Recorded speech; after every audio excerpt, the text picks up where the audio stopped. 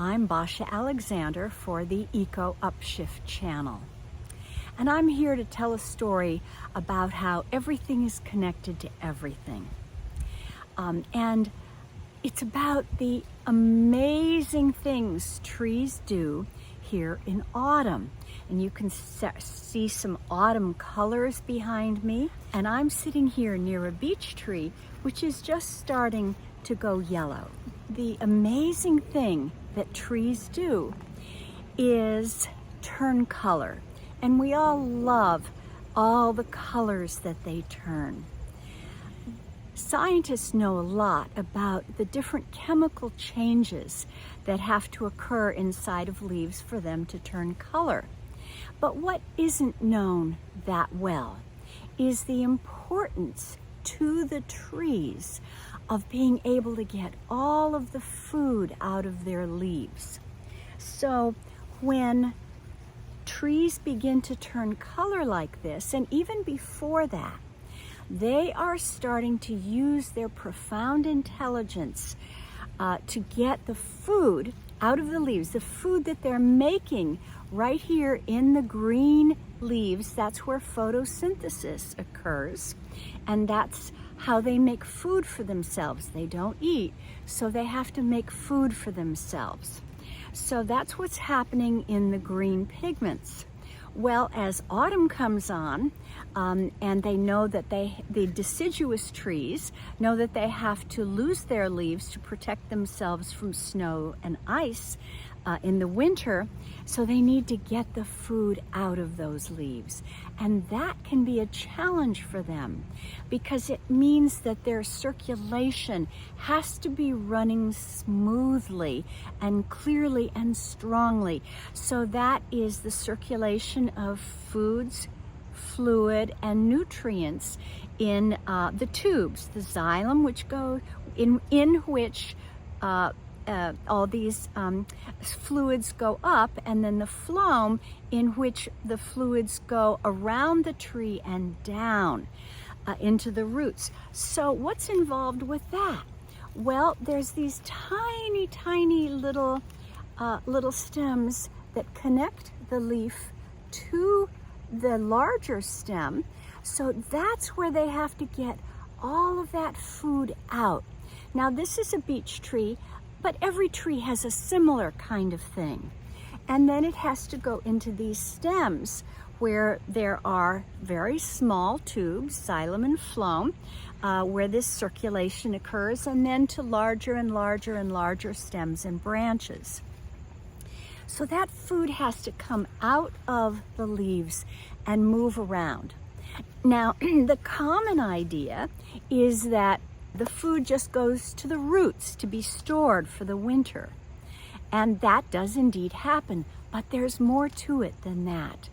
One of the things that Dr. Jim Conroy, the tree whisperer, and I, Basha Alexander, are discovering and collaborating with the trees about is that they say that they can do something that's kind of unusual for them.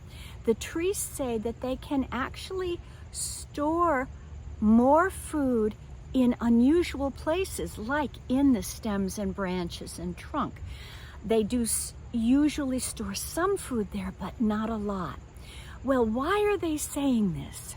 It's because as climate extremes come on and as they get worse, the trees need more food to get through those climate extremes. One of the worst climate extremes is the shifts of temperature, the rapid and extreme shifts of temperature that they have to go through a lot of the time in winter, but also in other seasons as well. So they're going from very hot to very cold. In winter, they go from, let's say, 60-degree Fahrenheit temperatures down to below freezing. And this is very hard for them, that swing of temperatures that can occur in a single day or in a couple of days. What does that mean? They have to use more food in those circumstances because they're alive. we think, oh, well, if they're asleep, they're not doing anything. Well, think of our own bodies. When we're asleep, our bodies are doing a lot.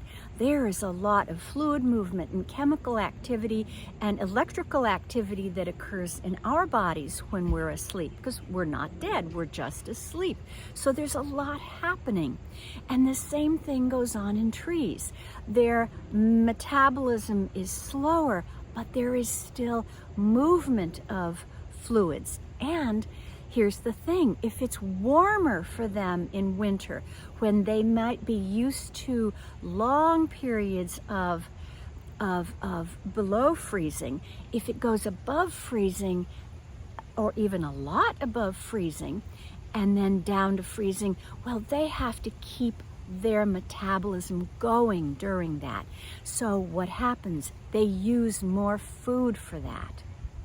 Well, one of the things that we're collaborating with the trees is to ask them, can they store food right where they need it in their stems and branches so that they have it available when they are in these extremes of temperature.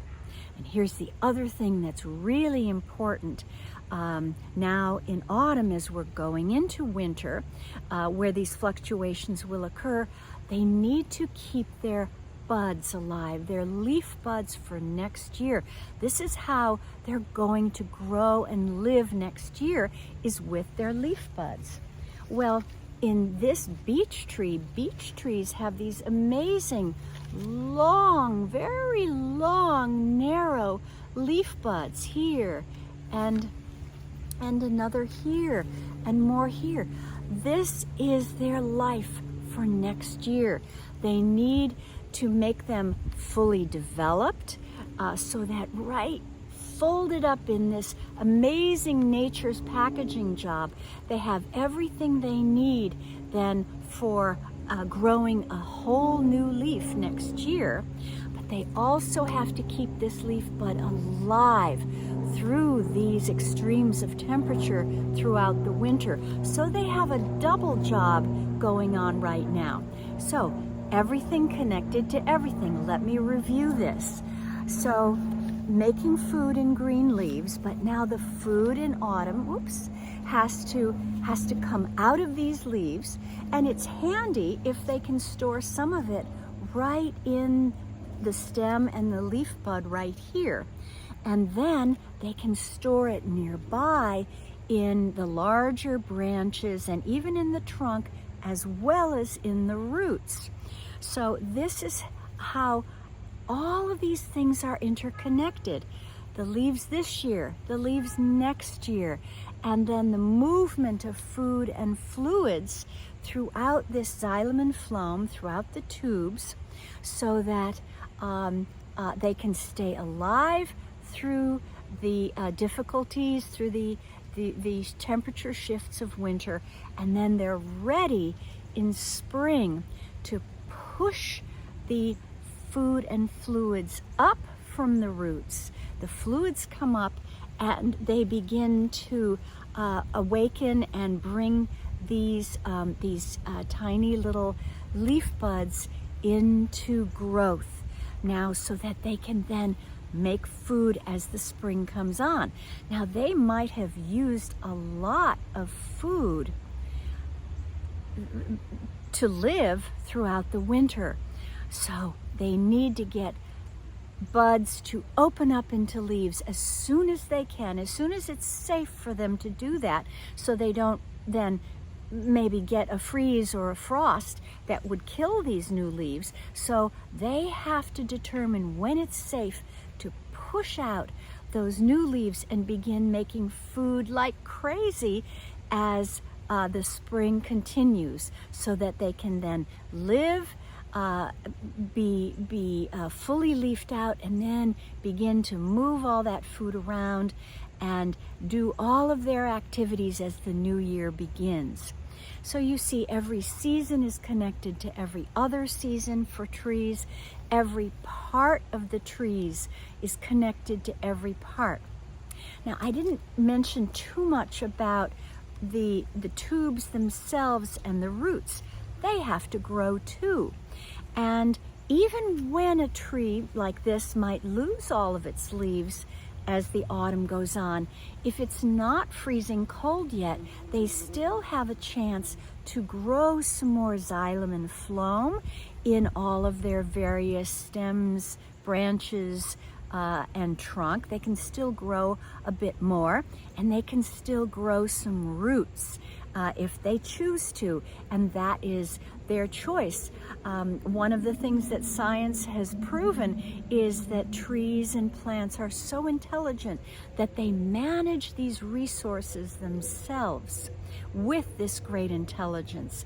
And one of the things that Dr. Jim and I do when we work with these trees is ask them how best they can manage, and even make suggestions for maybe a little unusual things that they might not have done before, like storing a lot more food in various areas of their structures so that they can be prepared and more resilient in climate extremes.